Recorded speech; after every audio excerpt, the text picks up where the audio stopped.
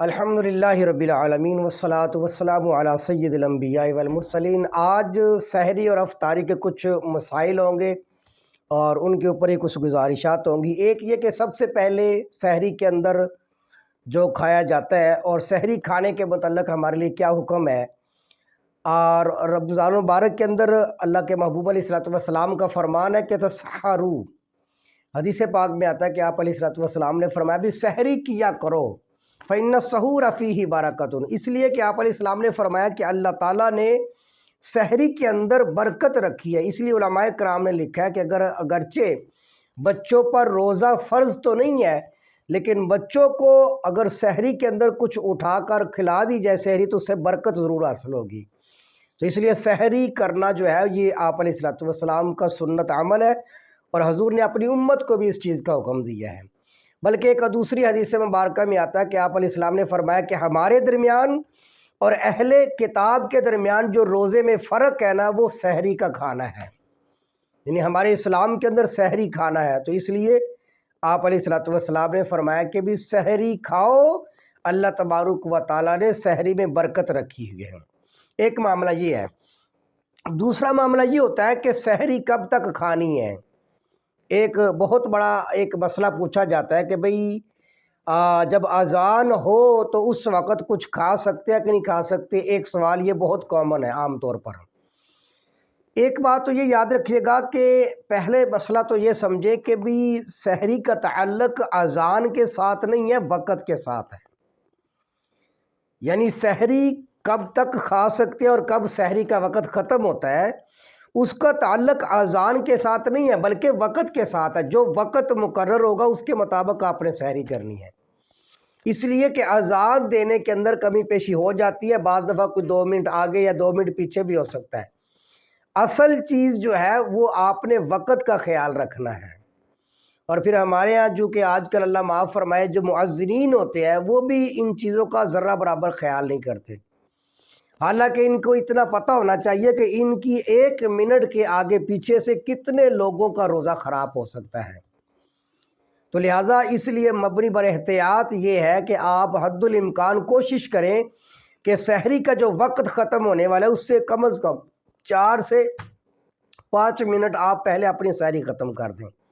اگر احتیاط کے مطابق چلیں گے، ٹھیک ہے۔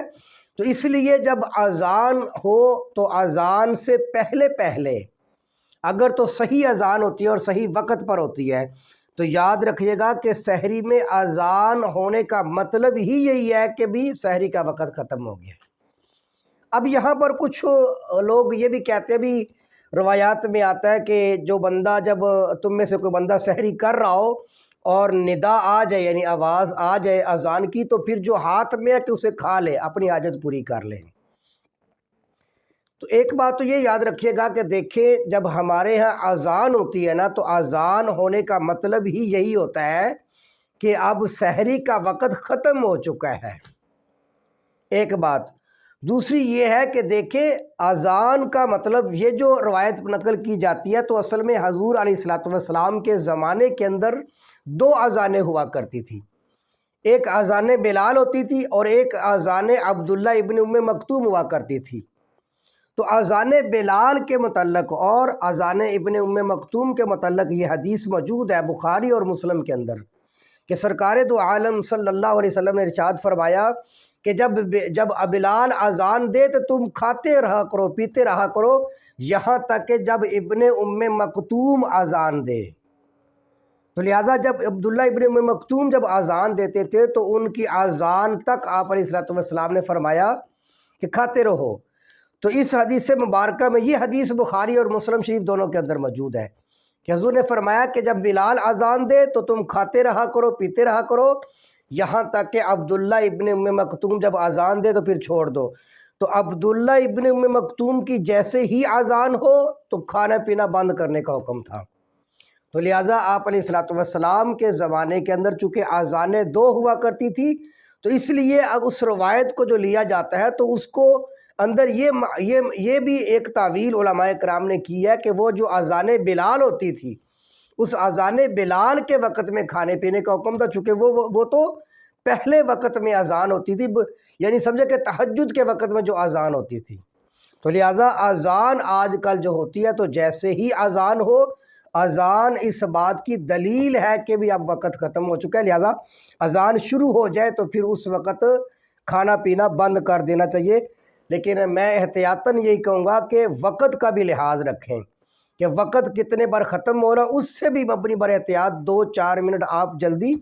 کھانا پینا بند کر دیں، اس لیے کہ اتنا اہم ترین جب روزہ ہے تو اس میں پھر شک شبہات کی طرف نہیں جانا چاہیے جی۔ تو لہذا یہ ایک سحری کے متعلق مسئلہ تھا۔ اسی طرح یاد رکھیے گا کہ سحری کے متعلق ایک چیز یہ بھی ہے کہ اللہ کے محبوب علیہ السلام کی عادت مبارکہ یہ تھی، افطاری میں جلدی کیا کرتے تھے اور سحری میں تاخیر کیا کرتے تھے۔ تاخیر کے اندر وہ والا معنی نہیں ہوگا کہ جب ہم اذان ہو رہی ہے تو چلو اب یہ اذان ختم ہو گئی ہے تو دوسری شروع ہو گئی ہے اس کے ساتھ کھاتے رہے، نہیں۔ تاخیر کا مطلب یہ کہ بالکل آخر وقت میں آپ علیہ السلام سحری فرمایا کرتے تھے، اور افطاری آپ بہت جلدی کیا کرتے تھے، یعنی افطاری کر کے پھر آپ نماز پڑھا کرتے تھے۔ اور بلکہ حدیث مبارکہ میں آتا ہے کہ آپ علیہ السلام نے فرمایا کہ 3 چیزیں انبیاء کرام کی عادات میں سے ہیں، یعنی 3 چیزیں انبیاء کرام کی عادات میں سے ہے۔ حضور نے فرمایا پہلی چیز وہ یہ ہے، سحری میں تاخیر کیا کرتے تھے اور افطاری میں تعجیل کیا کرتے تھے، یعنی جلدی کیا کرتے تھے۔ اور تیسری آپ علیہ السلام نے فرمایا کہ داہنے ہاتھ کو بائیں ہاتھ پر رکھا کرتے تھے، یعنی عبادت کرنے کے اندر۔ تو آپ نے فرمایا کہ یہ 3 چیزیں انبیاء کرام کی اخلاق میں سے ہے، انبیاء کرام کی عادات میں سے ہے۔ تو لہٰذا سحری میں تاخیر کرنی چاہیے، بالکل آخر وقت میں کریں، اور افطاری میں تعجیل کرنی چاہیے، جلدی جتنا جلدی ہو سکے۔ اور اگر اذان مغرب ہو چکی ہے، سورج غروب ہو گیا ہے، تو اللہ کے محبوب علیہ السلام کا فرمان ہے کہ جب سورج غروب ہو جائے تو حضور نے فرمایا کہ روزے داروں کو چاہیے کہ وہ روزہ افطار کر لیں۔ اب یہاں پر ایک بات میں مزید عرض کر دوں کہ بہت سارے لوگ ایسے ہوتے ہیں جو رات کو 12 بجے کھانا کھا لیتے ہیں اور صبح سحری کے وقت اٹھتے ہی نہیں ہیں، کہتے جی بس ہم نے یہی کھا لیا ہے، صبح اٹھنا نہیں پڑے گا، تو لہٰذا یہی ہمارے لیے جو ہے نا وہ سحری سمجھیں۔ تو ایک تو یاد رکھیے گا کہ سحری کے وقت میں جو کھانا کھایا جائے گا اس کے اندر برکت ہے، اس لیے کہ حضور نے فرمایا تسحرو، سحری کرو، یہ حضور کا حکم بھی آ رہا ہے اپنی امت کو، اس لیے کہ اللہ تعالیٰ نے سحری کے اندر برکت رکھی ہے۔ تو ایک تو اگر آپ رات کو ہی کھانا کھا کے سوتے ہیں اور صبح سحری کے وقت اٹھتے نہیں ہیں تو وہ جو سحری کی برکتیں تھیں ان سے آپ محروم ہو جائیں گے۔ دوسرا یہ کہ جو عام طور پہ دیکھا گیا کہ جو بندہ رات کے وقت کھانا کھا کر سو جاتا ہے اور کہتا ہے بس یہی میری نیت ہے سحری کی، تو اس میں عام طور پہ پھر یہ ہوتا ہے کہ جو سحری میں نہیں اٹھتا وہ نماز کے اندر بھی سستی کر جاتا ہے۔ تو لہٰذا کوشش کرنی چاہیے کہ سحری بھی وقت پر اٹھ کر کریں، اور اس پر اٹھنے میں یہ کہ تہجد کی بھی توفیق مل جاتی ہے، اور پھر ساتھ میں یہ کہ حضور کا فرمانا کہ سحری کرو، حکم ہے حضور کا، تو اس حکم پر بھی عمل ہو جائے گا اور اس کی برکتیں بھی انسان کو حاصل ہو جائیں گی۔ اس لیے سحری کرنا چاہیے، بلکہ اپنے بچوں کو بھی سحری کے اندر شامل کرنا چاہیے۔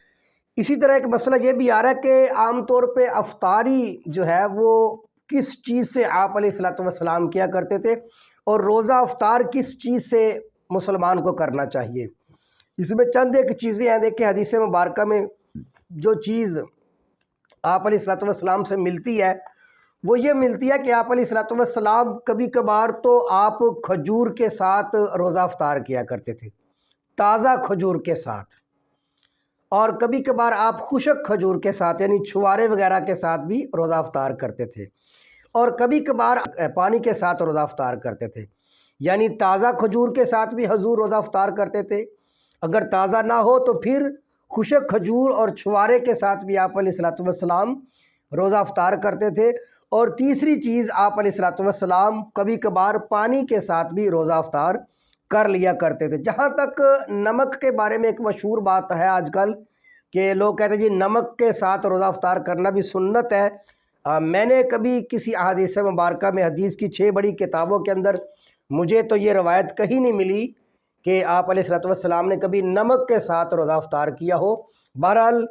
تازہ کھجور کے ساتھ، خشک کھجور کے ساتھ اور پانی کے ساتھ یہ احادیث مبارکہ سے ثابت ہے، اور انہی چیزوں کے ساتھ کرنا چاہیے، یہی سنت عمل ہے۔ نمک والی جو بات ہے وہ کمزور بات ہے جی۔ اسی طرح ایک تو یہ ہے کہ سحری اور افطاری کرنا، دوسرا یہ کہ افطاری کے وقت میں حد الامکان کوشش کریں کہ جیسے آپ روزہ خود اپنا افطار کرتے ہیں اسی طرح اوروں کو بھی روزہ افطار کروائیں۔ یہ بھی بہت بڑا عمل ہے، بلکہ حضرت سیدنا سلمان فارسی رضی اللہ تعالیٰ عنہ روایت کرتے ہیں کہ شعبان کی آخری تاریخ میں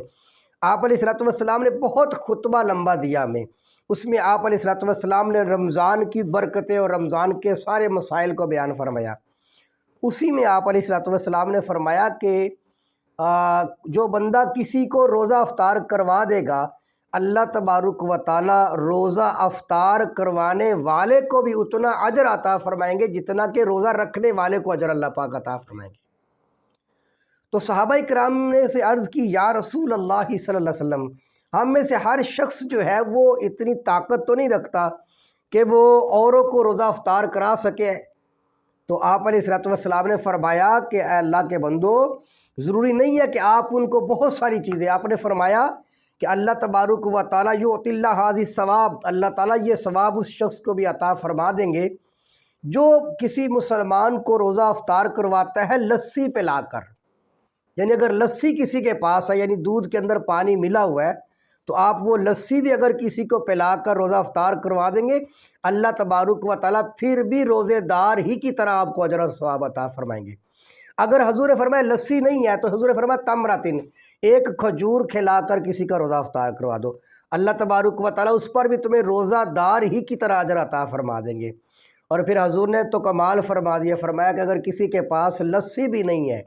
کھجور بھی نہیں ہے، تو حضور نے فرمایا کہ پانی کا ایک گھونٹ بھی پلا کر تم کسی کا روزہ افطار کر دو گے اللہ تبارک و تعالیٰ پھر بھی تمہیں اتنا اجر عطا فرمائیں گے جتنا اجر اس اللہ پاک اس روزے دار کو، روزہ رکھنے والے کو جتنا اجر عطا فرمائیں گے اتنا اجر اللہ پاک آپ کو اس پانی کے ایک گھونٹ پلانے پر بھی اللہ پاک آپ کو عطا فرما دے گا۔ اس لیے کہ اللہ تعالیٰ کے ہاں امیری غریبی نہیں دیکھی جاتی، اللہ تعالیٰ دیکھتے ہیں کہ میرا بندہ